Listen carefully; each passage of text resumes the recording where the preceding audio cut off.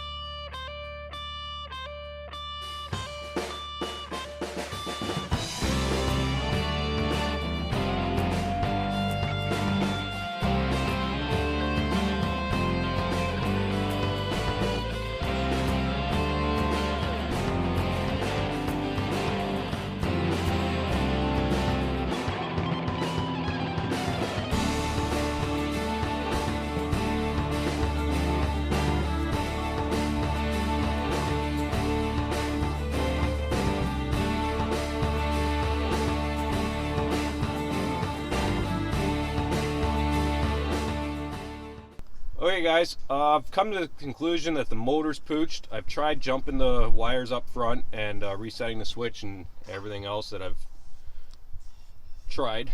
I'm going to come to the, well, I'm in the back of the car now, and I'm going to pull the headliner down and see if I can close this sunroof manually.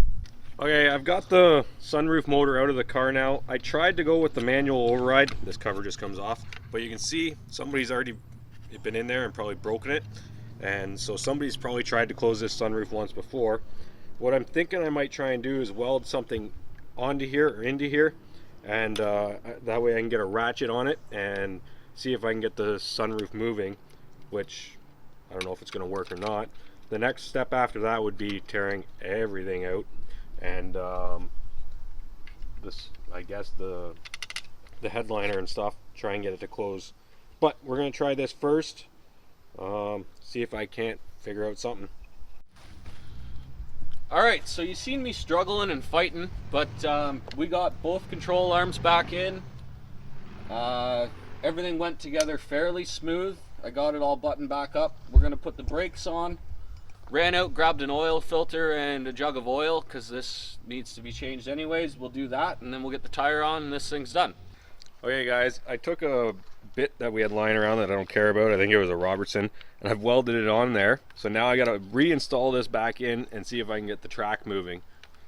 Okay guys, the bit that we welded in there did work, and I just put it's a 1/4-inch ratchet, and if you turn it, I forget now, clockwise it closes, counterclockwise it opens, or vice versa. But the thing is, we finally got the sunroof closed. It was a lot of work, and I don't know if I'll ever pull it apart and put a motor in it, but we'll see. But we have a closed sunroof for the winter. That's a bonus. Alright, that'll be it for our Honda Accord series for now. We got the car all back together. Everything's running and working properly. We're going to drive it throughout the winter. I'm not planning on doing a whole lot to it until the spring next year, if the car makes it that long. And if it does, you guys stay tuned, because we're going to start modifying and see what we can get out of this thing. So give us a like and a subscribe, and we'll see you next week.